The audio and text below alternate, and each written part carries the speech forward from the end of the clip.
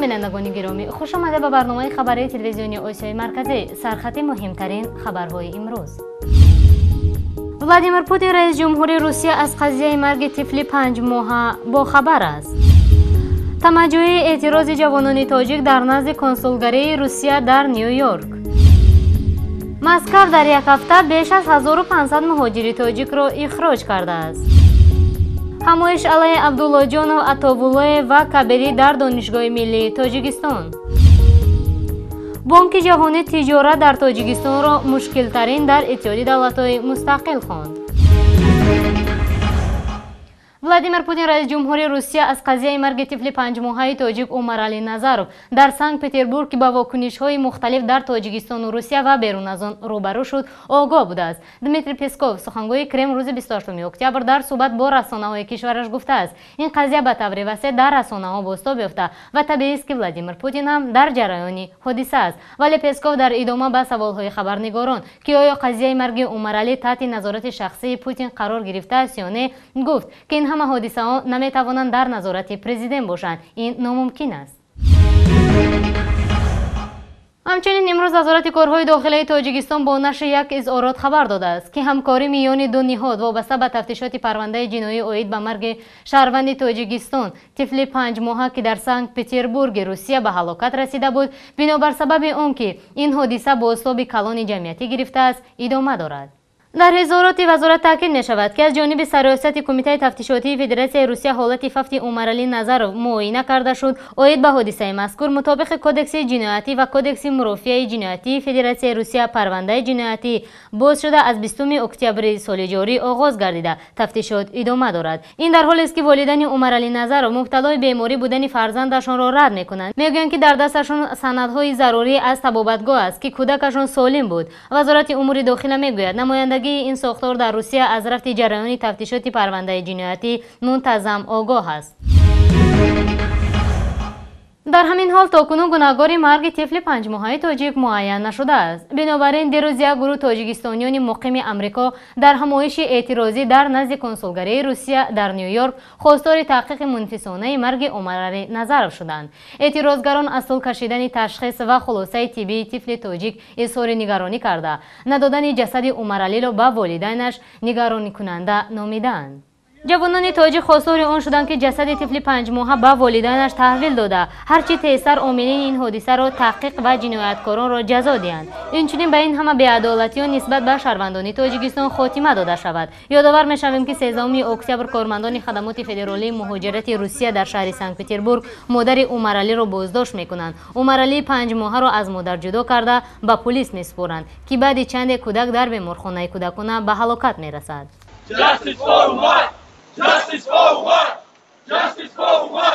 То, что его забрали у родителей, это уже было незаконно. И мы тоже по этому поводу здесь собрались, чтобы высказать, почему ее забрали, почему именно забрали у ребенка у родителей. Это одна из наших задач, чтобы выразить свой голос, свое недовольство по этому поводу, чтобы показать, что мы все едины и мы не можем больше молчать. در برابر سر و صداها اطراف مرگ طفل تاجیک در ولایت و شهر مسکو اخراج کردن شهروندان تاجیکستان به مرتبه افزوده است. طبق اطلاع مختلف طی هفته اخیر بیش از 1500 شهروندان تاجیکستان اخراج شده و یا در حال اخراج قرار دارند. در رابطه با این موضوع رهبر کمیته مساعدت و پناهندگان سویتلانا گانوشینکا اخراج عمومی مهاجران را به یک معرکه نوبتی کارمندان حفظ حقوق روسیه ربط داد که به قبل او برای اجرا کردن نقشه یا پلان از هیچ کار روی نمیگردانند.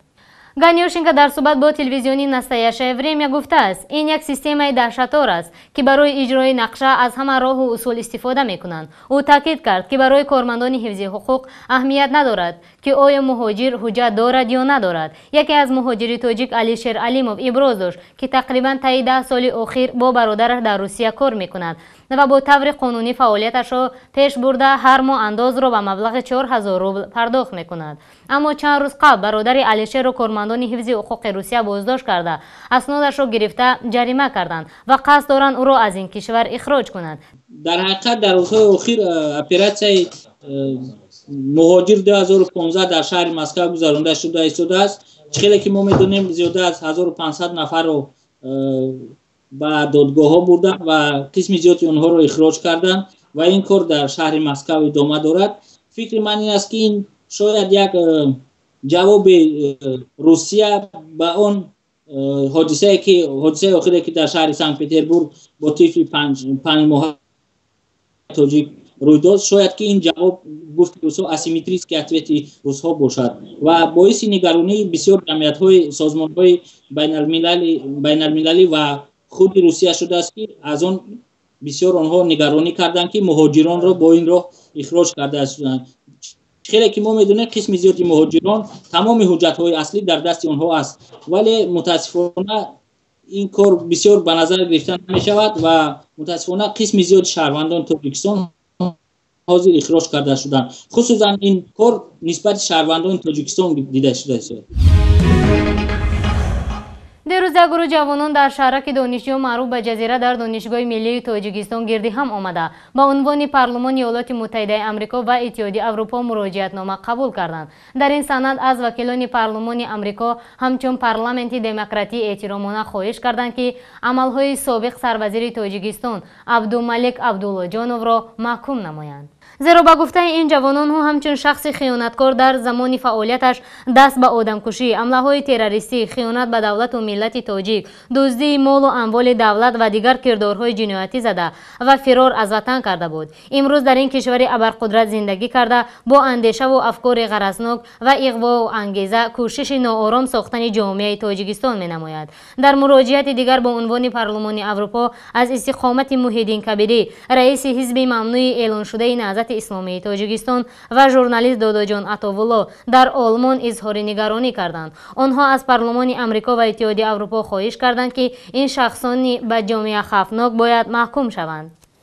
افسوس که جوانان را هم میخواهند گول زنند، به راه خطا اندازند و آن میتینگ شرم‌آوری که گویا دانشجویان سازمان دادند به اختیار خود، اگر این میتینگ با اجازت حکومت با راه اندازی خود حکومت نمیشد، حتما آنها را یا زندان میکردند یا با دوبینکه میزدند یا به طورشان تیر میکشودند. ما یاد داریم یک سال پیش وقتی که اعلان میتینگ در دوشنبه شد، تمام کوچه های دوشنبه را تانک و توپ ها زیر کرده بودند، در بالای بام ها سنایپر ها میستادند و هر کسی که برای میتینگ می برآمد نوگی تیر میشد. اما این میتینگ زکسنای صورت گرفت. من گمان میکنم که نه تنها کسی را جزا ندادند، حالان که از روی قانون باید که آنها برای گذراندن میتینگ اجازت میگرفتند، رخصتنامه میگرفتند، اما آنها نه رخصتنامه داشتند نه اجازتنامه و آمدند به این گردی همایی. این میتینگ های حکومتی، این میتینگ های زکسنای نو نیستند، ولی حکومت تاجیکستان برای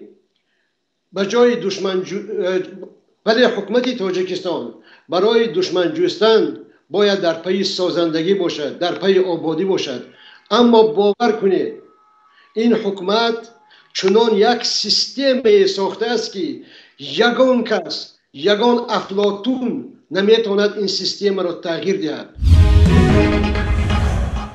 بانک جهانی در گزارش جدید خود زیر عنوان پیشبرد تجارت 2016 تاجیکستان را میان 189 دولت دنیا در جای 132 قرار داده است که این نسبت سال گذشته 6 زینه پیشتر است. در گزارش پیشبرد تجارت برای سال 2015 تاجیکستان در زینه 138 قرار داشت. طبق گزارش جدید بانک جهانی با وجود پیشرفت تاجیکستان میان کشورهای سابق شوروی همانا از همه پایان جای گرفته است. در گزارش مذکور میان کشورهای آسیای مرکزی قزاقستان در جای 41، قرقیزستان 67، ازبکستان 87 صاحب شده. قزاقستان و ازبکستان اینچنین به دهگانه کشورهایی که شرایط‌های مساعد برای رشد صاحبکاری فراهم آوردند شامل شدند. گزارشگران بانک جهانی ضمن رده‌بندی ده نشان داد از جمله ثبت کارخانه، گرفتن اجازتنامه برای ساختمان، تامینات با برق، ثبت مالکیت، قرضگیری، حمایت سرمایه‌گذار، اندازبندی، تجارت بین‌المللی، تامین اجرای سازشنامه و حل مفلسش را به نظر گرفتند.